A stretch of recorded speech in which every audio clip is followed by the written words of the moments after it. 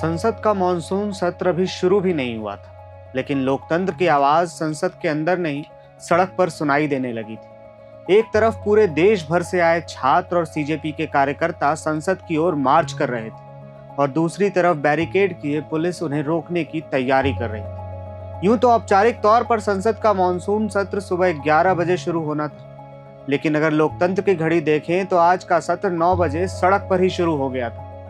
जहां सवाल पूछने वाली जनता संसद तक पहुंचना चाहती थी और सत्ता उन्हें संसद से पहले ही रोक देना चाहती थी।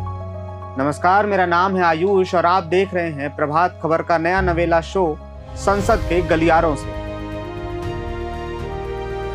जहां सिर्फ संसद की कार्यवाही पर बात नहीं होगी, बल्कि संसद के भीतर किए गए फैसलों और संसद के बाहर उठ रहे सवालों के बीच की पूरी कहानी को हम देखेंगे। इस बार संसद का मॉनसून सत्र 20 जुलाई से 21 अगस्त तक चलेगा। सरकार वंदे मातरम विधेयक और संविधान संशोधन विधेयक जैसे बिल पेश करने की तैयारी में। दूसरी ओर विपक्ष ने सरकार को घेरने के लिए बेरोजगारी, पेपर लीक, पार्टी दल बदल जैसे कई जरूरी मुद्दों पर तैयारी की थी। परंपरा अनुसार हर सत्र से पहले प्रधानमंत्री मीडिया के सामने आते हैं और इस बार भी वैसा ही हुआ। प्रधानमंत्री आए, उन्होंने अपने भाषण के दौरान कहा, जहां तथ्य होते हैं वहां तूफान की जगह नहीं होती। अब प्रधानमंत्री ने कॉकरोच के आंदोलन को तो तूफान कहकर दरकिनार नहीं कर दिया। खैर, प्रधानमंत्री के एक अर्थ से अनेक अर्थ निकालना इतना भी कठिन नहीं है। खुद सुनिए। जहां तथ्य होते हैं, जहां तर्क होते हैं, वहां तूफान के लिए जगह नहीं होती है। अगर तर्क मजबूत है, तथ्य मजबूत है, तो शांत चित्त से भी अपनी आवाज को बुलंद बनाया जा सकता है। मैं आशा करता हूं तर्क और तथ्य के साथ सदन की चर्चा को समृद्ध किया जाए, हर आवाज को अवसर मिले, हर विचार को सम्मान मिले। ये संसद की हमारी भूमिका है। मैं सभी सांसदों से बढ़ चढ़ करके इस सदन में हिस्सा लेने के लिए निमंत्रित करता हूं। आज सुबह स्पीकर महोदय जी ने भी सोशल मीडिया के माध्यम से देश के सांसदों का स्वागत करने के अपने भाव को व्यक्त किया है। मैं भी उसमें अपना स्वर मिलाता हूं। आप सबका बहुत बहुत धन्यवाद। अब संसद के अंदर चलते हैं। सुबह ठीक 11 बजे लोकसभा की कार्यवाही शुरू हुई। स्पीकर ओम बिरला अपने आसन पर पहुंचे। कार्यसूची के अनुसार सबसे पहले प्रश्नकाल होना था, लेकिन प्रश्न पूछे जाने से पहले ही नारे लगने शुरू हो गए। विपक्ष अपने मांगों पर चर्चा चाहता था। नतीजन महज 5 मिनट में प्रश्नकाल स्थगित कर दिया गया। दोपहर 12 बजे कार्यवाही दोबारा शुरू हुई। इस बार पीठासीन अधिकारी थे दिलीप सैकिया। सदन में नारे अब भी जारी थे।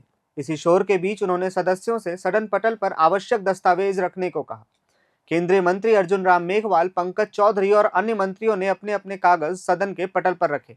इसके बाद कानून मंत्री ने सुप्रीम कोर्ट में न्यायाधीशों की संख्या बढ़ाने से जुड़ा विधेयक सदन में पेश किया।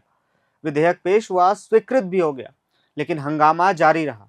इस बार सदन को 12:30 बजे तक के लिए स्थगित कर दिया गया। दोपहर भर लगभग यही क्रम चलता रहा। कार्यवाही शुरू होती, नारे लगते, स्थगित होती। इसी क्रम में आज कुल 6 बार लोकसभा की कार्यवाही को स्थगित करते हुए अंततः लोकसभा को कल यानी 21 जुलाई सुबह 11 बजे तक के लिए स्थगित कर दिया गया। माननीय सदस्यों से आग्रह करूंगा, मैं धर्मेंद्र जी आपकी बात को सुनूं। मैं चाहता हूं कि आप सभा की कार्रवाई चलने दें। सभा की कार्रवाई कल मंगलवार दिनांक 21 जुलाई 2026 को प्रातः 11 बजे तक के लिए स्थगित की जाती है। अब राज्यसभा की तरफ चलते हैं। राज्यसभा में शुरुआत अपेक्षाकृत शांत रही। सबसे पहले सभापति सीपी राधाकृष्णन ने नए सदस्यों को शपथ दिलाई। इसके बाद नियमित कार्यवाही शुरू हुई, लेकिन ज्यादा देर तक शांति टिक नहीं पाई। नेता प्रतिपक्ष मल्लिकार्जुन खड़गे बोलने के लिए खड़े हुए। वे जंतर मंतर पर चल रहे आंदोलन और प्रदर्शन का मुद्दा उठा रहे थे।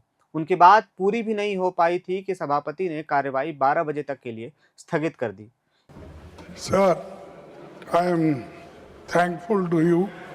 You have given me an opportunity to put forth my views about this paper leak and NEET examination घोटाला and नो चंदा चोरी तो है ही है, सब उसके समर्थक उधर बैठे हैं, लेकिन सर ये स्टूडेंट का मामला है, ये स्टूडेंट का मामला है जो लाखों बच्चों की जो भविष्य है उनके भविष्य के बारे में मैं बात कर रहा हूं, और उसके लिए आज यहाँ जंतर मंतर पे हजारों बच्चे वहां पर आए हैं, वहां लाठी चार्ज हो गया है, गवर्नमेंट मारने की कोशिश कर रही है, गवर्नमेंट दबाने की कोशिश कर रही है, गवर्नमेंट पकड़ने की कोशिश कर रही है।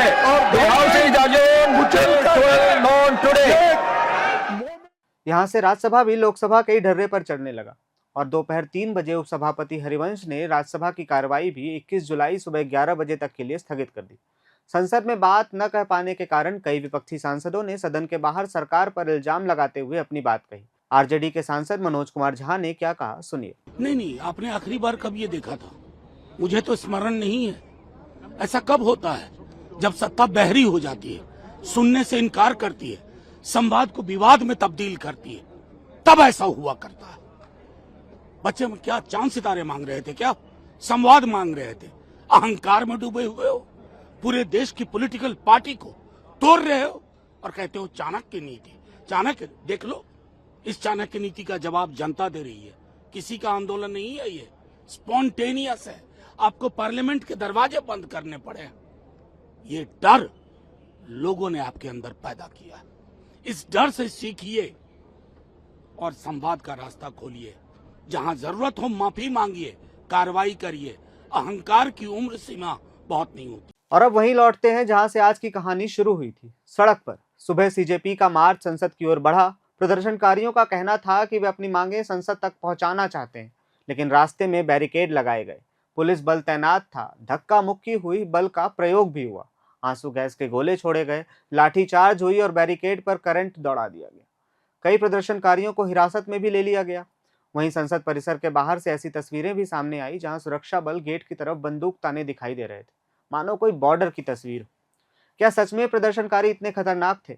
बहरहाल अभी जब हम ये शो रिकॉर्ड कर रहे हैं, लेटेस्ट जानकारी के मुताबिक सीजेपी से सरकार के नुमाइंदों ने बात की है। स्वास्थ्य मंत्री जेपी नड्डा ने सीजेपी के प्रवक्ता सौरभ दास और आशुतोष रंका से मुलाकात करके उन्हें मुद्दों को सुना है और आश्वासन दिया है कि आगे की लीडरशिप से बात करेंगे। फिलहाल अभिजीत और नेहा समेत सभी प्रदर्शनकारियों का अनशन टूट चुका है, लेकिन ये सवाल रहेगा कि इस बात तक पहुंचने में इतनी देर क्यों हो गई। आज न सड़क की पूरी सुनी गई, न सदन ही ठीक से चली। उम्मीद है अगले दिन इस सड़क की बात पर सदन में बहस होगी, क्योंकि लोकतंत्र में माइक बंद होने से सवाल खत्म नहीं होते। तब तक देखते रहिए प्रभात खबर। शुक्रिया। प्रभातखबर.com, विश्वास वही, रफ्तार नहीं।